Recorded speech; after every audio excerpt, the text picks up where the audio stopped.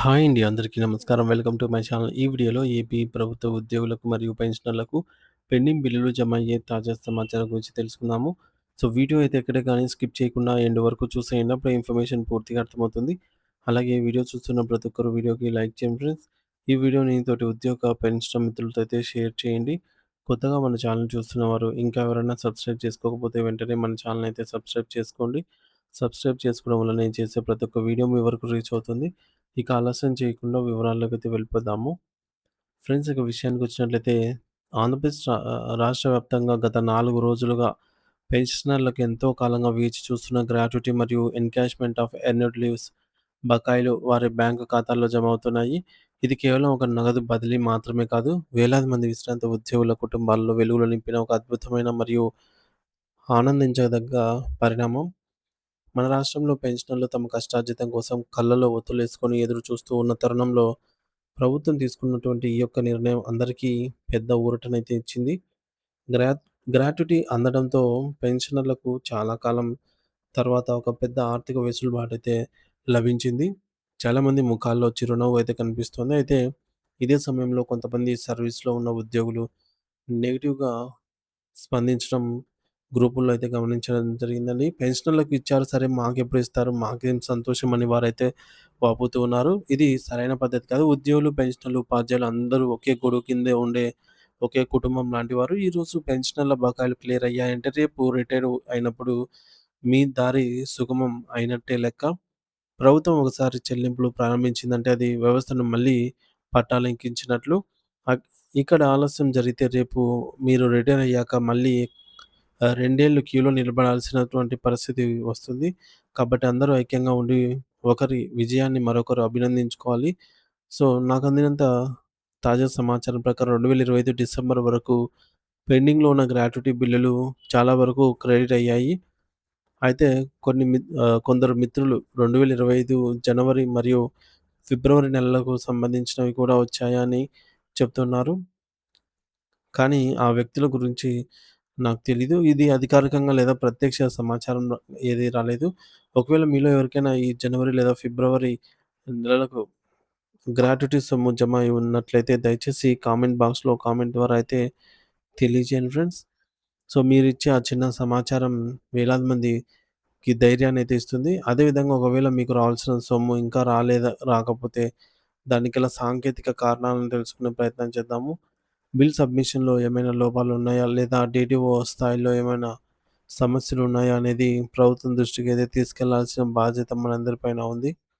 మరి ఈ భారీ చెల్లింపుల వెనుక ఉన్న కృషిని మనం అభినందించాలి. సో, రాష్ట్ర ముఖ్యమంత్రి గౌరవనీయులు నారా చంద్రబాబు నాయుడు గారు ఈ విషయంలో చొరవ తీసుకోవడం అభినందనీయం.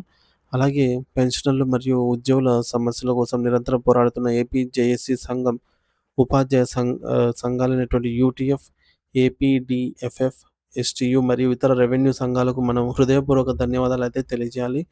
సో, వీరందరూ ప్రభుత్వాన్ని పదే పదే కలిసి తన గోడును వినిపించడం వల్లే ఈరోజు ఈ ఫలితం దక్కింది. కాబట్టి వారందరికీ కూడా నా ప్రత్యేక కృతజ్ఞతలు. ఇక ఎర్న్‌డ్ లీవ్ ఎన్‌కాష్‌మెంట్ విషయానికొస్తే 2024 సెప్టెంబర్ మరియు అక్టోబర్ నెలల వరకు చాలా మందికి జమ అయినట్లుగా సమాచారం ఉంది. దీని తర్వాత కూడా ఎవరికైనా డబ్బులు వచ్చి ఉన్నట్లయితే ఆహ్, దయచేసి కామెంట్ ద్వారా అయితే కామెంట్ బాక్స్‌లో తెలియజేయండి. ఒకరి అనుభవం మరొకరికి మార్గదర్శకం అవుతుంది. కొంతమంది 2024 నవంబర్, డిసెంబర్ వరకు కూడా వచ్చాయని అంటున్నారు. ఏదేమైనా 2025 నాటి బకాయిలు ఇంకా ప్రాసెస్ కావాల్సి ఉంది. ప్రభుత్వం దాదాపు 7,000,00,00,000 భారీ మొత్తాన్ని ఉద్యోగుల ప్రయోజనాల కోసం అయితే విడుదల చేయడం మామూలు విషయం కాదు. ఇందులో కేవలం గ్రాట్యుటీ కోసమే రూ. 3,411,00,00,000 అమౌంట్ అయితే కేటాయించింది. ఎన్‌కాష్‌మెంట్ బకాయిల కోసం రూ. 1,800,00,00,000 కేటాయించారు. ఇది ప్రభుత్వ చిత్తశుద్ధికి నిదర్శనం. అయితే ఎన్‌కాష్‌మెంట్ విషయంలో 2022 నాటి బిల్లులు కూడా కొన్ని పెండింగ్‌లో ఉన్నట్లు అయితే మన దృష్టికి వచ్చింది. ముఖ్యంగా కొందరు లెక్చరర్లు మరియు ఇతర ఉద్యోగులు 1988 నుండి తమ ప్రభుత్వ సర్వీస్‌లోకి మారిన క్రమంలో కొన్ని సాంకేతిక ఇబ్బందులు ఎదుర్కొంటున్నారు. వారి బిల్లులు ఆలస్యంగా సబ్మిట్ అవ్వటం వల్ల ఈ సమస్య వచ్చి ఉండవచ్చు. అలాగే కొందరి వ్యక్తిగత కారణాల వల్ల బిల్లుల ట్రెజరీకి వెళ్ళలేదు. ఇలాంటి వారు వెంటనే స్థానికంగా ఉన్న పెన్షనర్ల సంఘాలను లేదా ట్రెజరీ అధికారులను కలిసి తమ బిల్లుల పరిస్థితిని వాకప్ చేయాలి. ఎప్పటికప్పుడు అప్డేట్‌లను తెలుసుకోవడం చాలా ముఖ్యం. మరో శుభవార్త ఏంటంటే, పోలీస్ సోదరులకు సంబంధించి సరెండర్ లీవ్ సొమ్ము కూడా ఖాతాలో జమ కావడం మొదలైంది. పోలీసుల సంక్షేమం కోసం దాదాపు రూ. 223,00,00,000 నిధులు విడుదల చేసినట్లు తెలుస్తోంది. పోలీస్ మిత్రులు కూడా ఈ విషయాన్ని ఒకరికొకరు పంచుకోవడం వల్ల విభాగంలో ఒక రకమైన భరోసా అయితే ఏర్పడుతుంది. గ్రాట్యుటీ ఎలాగైతే పూర్తి చేస్తున్నారో, అదే విధంగా ప్రతి నెల కొంత మొత్తాన్ని కేటాయిస్తూ అన్ని రకాల ఎన్‌కాష్‌మెంట్ బకాయిలను కూడా ప్రభుత్వం క్లియర్ చేయాలని మనం కోరుకుందాము. ఉపాధ్యాయులకు గ్రాట్యుటీ మొత్తం తక్కువగా ఉన్నప్పటికీ, వారి పెండింగ్ బిల్లులను కూడా ఇదే వేగంతో పరిష్కరించాల్సిన అవసరం ఉంది. ప్రస్తుతం ప్రభుత్వం చేస్తున్న ఈ ప్రయత్నాలను మనం ముక్తకంఠంతో ప్రశంసించాలి. బకాయిలు రావాల్సినప్పుడు మనం ప్రభుత్వాన్ని ఎలాగైతే ప్రశ్నిస్తామో, వారు మంచి పని చేసినప్పుడు అంతే స్థాయిలో హర్షాన్ని వ్యక్తం చేయాలి. చాలామంది సోదరులు నాకు ఫోన్ చేసి, "సార్ మీరు చెప్పినట్టే మాకు గ్రాట్యుటీ వచ్చింది. 20-21 నెలల నిరీక్షణ అయితే ఫలించింది" అని చెప్తూ ఉంటే ఆనందమే వేరు. సో, వారి సంతోషంలో భాగస్వామ్యం కావడం అదృష్టంగా భావిస్తున్నాను. ఇంకా పరిష్కారం కావాల్సినటువంటి సమస్యలు కొన్ని ఉన్నాయి. 2018 నాటి డీఆర్ బకాయిలు కొంతమందికి అందాయి. కానీ, కొంతమందికి ఫ్యామిలీ పెన్షన్‌లకు కొన్ని సమస్యలు ఉండడం వల్ల లేదా అకౌంట్ మార్పు వల్ల అందలేదు. అటువంటి వారికి ప్రభుత్వం మరో అవకాశం అయితే ఇచ్చి, వారి బిల్లులను రీసబ్మిట్ చేసుకునే వెసులుబాటునైతే కల్పించాలి. అలాగే 2020 ఏప్రిల్ నుండి 2021 డిసెంబర్ మధ్య రిటైర్ అయిన వారికి ఎన్‌కాష్‌మెంట్ డిఫరెన్స్ ఇంకా రాలేదు.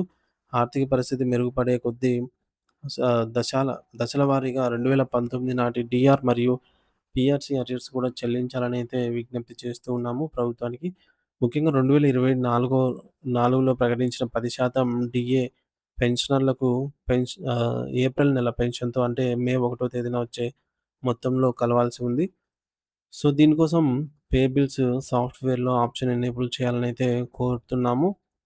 సో, ఫ్రెండ్స్ చివరగా ఏమైనా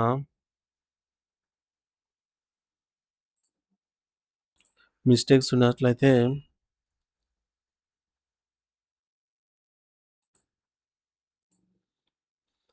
ఈ మేరకు వారు కూడా హుందాతనంతో ఉండాలనైతే కోరుతున్నాను.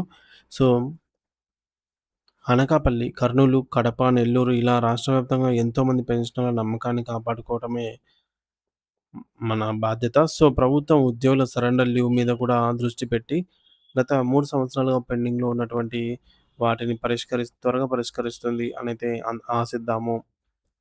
సో, ఇది ఫ్రెండ్స్ ఇప్పటివరకున్న తాజా సమాచారం. All the best. Thank you for watching this video.